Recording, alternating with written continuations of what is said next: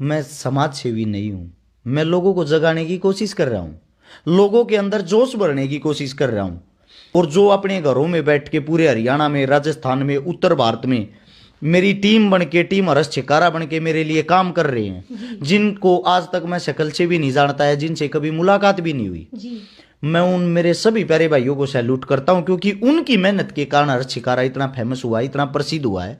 वरना हर्ष छिकारा को कोई नहीं जानता। लेकिन उससे अलग जो मेरे को भाईचारा मिला ना, वो भाईचारा भी किसी ने नहीं कमाया। 26-27 भाई तो ऐसे जो मेरे पास ही रहते हैं 24 आवर, जिनमें कोई पंजाब बॉर्डर धनौरी का है, कोई राजस्थान का है, कोई हिसार का है। 26 से 27 जो लड़के जो मेरे भाई हैं, माजाए भाई से भी ज्यादा जो मेरे से प्रेम करते, मेरे से सपोर्ट करते हैं, वो 24 घंटे मेरे पास रहते हैं, अपना घर परिवार छोड़ के। मैं ये कहता हूं, अगर वे नहीं होते तो शायद हर्ष छिकारा नहीं होता। और जो अपने घरों में बैठ के पूरे हरियाणा में, राजस्थान में, उत्तर भारत में मेरी टीम बन के, टीम हरस छिकारा बन के मेरे लिए काम कर रहे हैं, जिनको आज तक मैं शक्ल से भी नहीं जानता है, जिनसे कभी मुलाकात भी नहीं हुई, मैं उन मेरे सभी प्यारे भाइयों को सैल्यूट करता हूं, क्योंकि उनकी मेहनत के कारण हर्ष छिकारा इतना फेमस हुआ, इतना प्रसिद्ध हुआ है। वरना हर्ष छिकारा को कोई नहीं जानता। सर, आपको इंस्टाग्राम मॉडल कहें कि फिटनेस मॉडल कहें, एक समाज सेवी कहें, मोटिवेशनल स्पीकर कहें, जैसे कि पब्लिक की आपके बारे में राय है, तो इस बारे में आप क्या कहना चाहेंगे सर? आप क्या हैं? देखिए बहन, ना ही तो मैं कोई मॉडल हूँ, ना ही कोई फिटनेस मॉडल हूँ। अपनी सेहत, अपने शरीर का ख्याल सबको रखना चाहिए। अभी किसान आंदोलन के दौरान मेरे को चोट लगी थी कमर में, जिसके कारण मेरे को लगा कि आपकी बॉडी जो लैंग्वेज वो खराब हो रही है, उसको सुधारने के लिए थोड़ी बहुत एक्सरसाइज कर लेता हूँ। तो इसीलिए फिट रहना बहुत ही जरूरी है। उससे अलग आप कह रहे थे समाज सेवी कहे या मोटिवेशनल स्पीकर कहे, ऐसा कुछ नहीं है। हर्ष छिकारा जो भी हो रियल है, यानी कि वो रील बनने की कोशिश नहीं करता, वही कैमरे के पीछे है, वही कैमरे के आगे है। मैंने अपने जीवन में एक बात सोची है, मैं आपको बता दूं, समाज सेवा की जो बात है, मैं समाज सेवी नहीं हूं। मैं लोगों को जगाने की कोशिश कर रहा हूं, लोगों के अंदर जोश भरने की कोशिश कर रहा हूं। सबसे पहले जब मैंने पहली वीडियो डाली किसी की मदद की, मेरे को बहुत ज्यादा सपोर्ट भी मिली और बहुत ज्यादा गालियां भी। अबे तू किसी की मदद तो कर रहा है, इतना बड़ा दिखावा क्यों कर रहा है? मेरे को लोगों ने ये बोला। लेकिन उन चीजों को छोड़ के अगर आज की हालत में, हाल फिलहाल आप लोगों को देखोगे, हर गांव में, हर शहर में, हर जिले में कोई ना कोई भाई आपको समाज सेवा करता दिखाई देगा, वो भी वीडियो बना के डालते हुए। यानी कि लोगों के अंदर कहीं ना कहीं जागरूकता तो आई।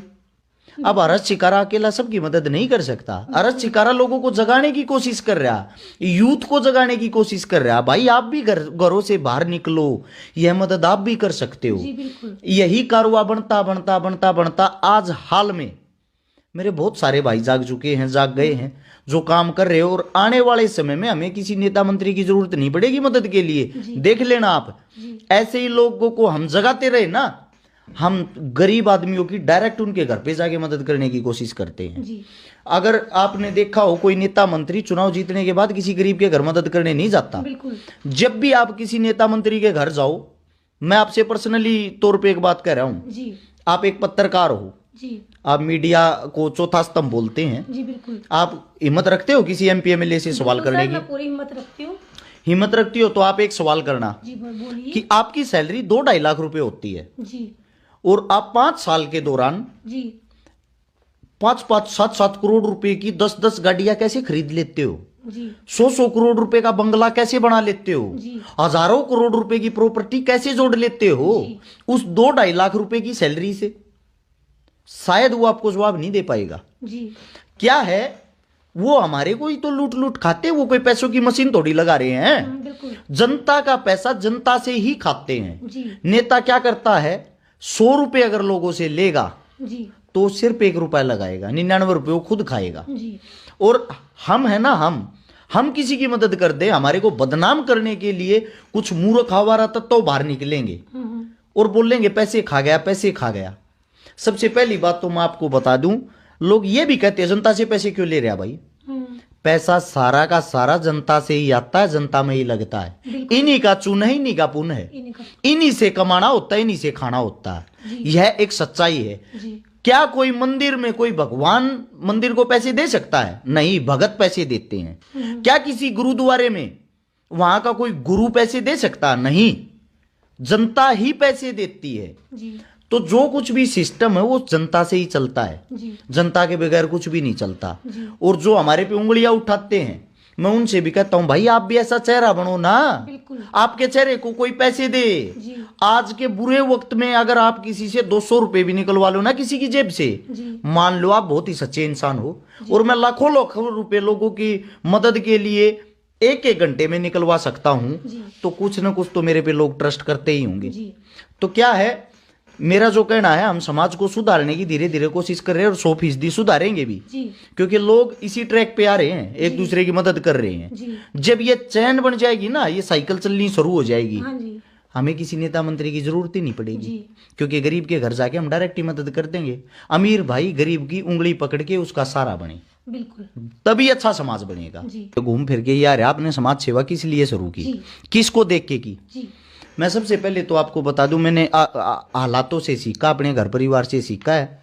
1997 में 10वें महीने की 2 तारीख इतवार के दिन मेरी माताजी की मृत्यु हो गई थी। जी। और मृत्यु का जो कारण था सिर्फ 50,000 रुपये। जी। काश उस वक्त अगर हमारी जेब में 50,000 रुपये होते तो आज मेरी भी माताजी जिंदा होती। जी। बिल्कुल। मेरी माताजी की मौत का कारण था रीढ़ की हड्डी टूटना। और मेरी माताजी की जो मृत्यु हुई, जी। पैसों के साथ साथ दूसरा कारण था, हम पावरफुल नहीं थे, जी। हमारे पास सिफारिश नहीं थी। ये हिंदुस्तान है। जी। अगर आपका एक्सीडेंट हो गया, आपका हाथ कट गया ना, जी। पहले अस्पताल में जाके आपको फार्म भरना पड़ेगा, जी। चाहे आपकी मृत्यु वहीं हो जाए, एडमिट आपको बाद में करेंगे। जी। ये हालात है हिंदुस्तान की। तो जब वहां सफदरजंग हॉस्पिटल के बाहर मेरी मां तड़प रही थी, जी। मेरी माता जी को 1 हफ्ते तक बेड नहीं मिला और बेड ना मिलने के कारण मेरी माता जी की मृत्यु होगी। मुझे उस चीज का आज भी दुख है। अगर आज इस वक्त मेरी माता जी जीवित होती, किसी अस्पताल के बाहर तड़प रही होती ना, मेरी माता जी के इलाज के लिए 50 करोड़ रुपए भी चाहते, बिल्कुल सर। मैं 50 करोड़ रुपए भी लगा सकता था। क्योंकि माँ एक ऐसी चीज है जो हमारे को इस जीवन में लेके आई है, जी। और उसके लिए ही हम कुछ नहीं कर सकते तो हम जीवन में कुछ भी नहीं कर सकते। जी। इन 2022 में मैं बहुत खुश हूं, जी। मेरा परिवार बहुत खुश है, जी। सबसे ज्यादा मेरी पत्नी बहुत खुश है। जी। अगर मेरे बच्चे से जाके आप ये पूछोगे ना, बेटा तू बड़ा हो गया क्या बनेगा, जी। मेरा छोटा मासूम बच्चा भी ये कहता पापा मैं भगत सिंह बनूंगा। जी। पता है क्यों? वो अपने बाप से सीख रहा है। बिल्कुल। अगर उसका बाप कहीं ऐश्वर्या राय मल्लिका शेरा हो तो उसको दिखाएगा ना, जी। तो वो वही सीखेगा। वही। वो अपने बाप से ये सीख रहा है, मेरा बाप भगत सिंह से सीख के ये मदद दे कर रहा है, जी। मैं बड़ा होकर भगत सिंह बनूंगा। जी। उसकी सोच है ये। जी। अगर आप उसके बाल देखोगे, इतने बड़े बाल और के बाल नहीं कटवाता हो, जी। क्योंकि मैंने छाती पे भगत सिंह का टैटू बनवा रखा है जी। और उसमें भगत सिंह ने चोटी कर रखी है। जी। तो वो भी ये कहता मैं भी भगत सिंह के तरह बाल रखूंगा, भगत सिंह बनना मन है। जी। यही एक दूसरे से देख के सीखते हैं। जी।